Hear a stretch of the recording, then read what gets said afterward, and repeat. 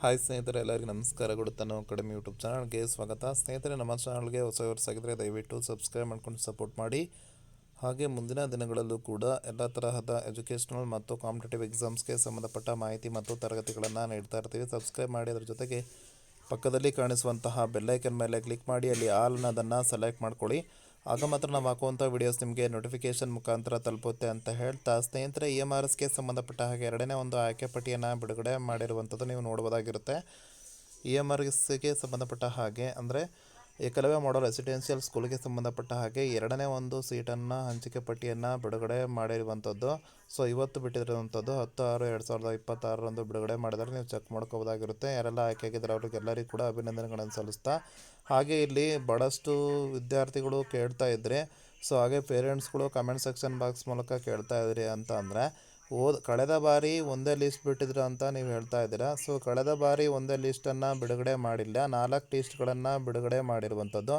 ಹಾಗಿದ್ದರೆ ಈ ಸಾರಿ ಎಷ್ಟು ಲಿಸ್ಟನ್ನು ಬಿಡುಗಡೆ ಮಾಡ್ತಾರೆ ಅಂತೇಳಿ ಕೇಳ್ತಾ ಇದ್ದೀರಾ.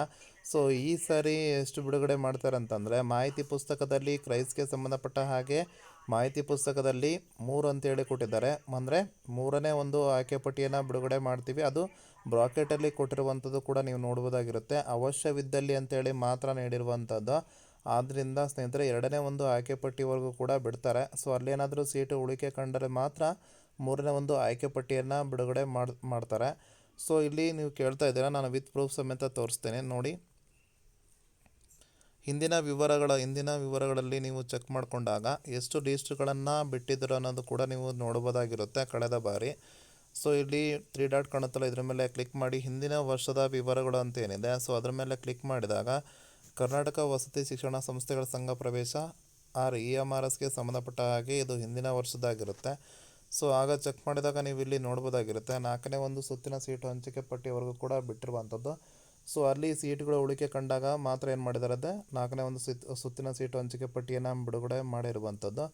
ಸೊ ಇಲ್ಲಿ ನೋಡಿ, 4ನೇ ಒಂದು ಸುತ್ತಿನ ಸೀಟು ಹಂಚಿಕೆ ಪಟ್ಟಿಯವರೆಗೂ ಕೂಡ ಬಿಡುಗಡೆ ಮಾಡಿದ್ದಾರೆ. ಇದಿಷ್ಟು ಮಾಹಿತಿ ಆಗಿರುವಂಥದ್ದು. ಈ ಮಾಹಿತಿ ನಿಮಗೆ ಇಷ್ಟವಾದಲ್ಲಿ ಖಂಡಿತ ಒಂದು ಲೈಕ್ ಮಾಡಿ ಮತ್ತು ಶೇರ್ ಮಾಡಿ. ನಮ್ಮ ಚಾನಲ್ಗೆ ಹೊಸವರ್ಸಾಗಿದ್ದರೆ ದಯವಿಟ್ಟು ಸಬ್ಸ್ಕ್ರೈಬ್ ಮಾಡ್ಕೊಂಡು ಸಪೋರ್ಟ್ ಮಾಡಿ. ಧನ್ಯವಾದಗಳು.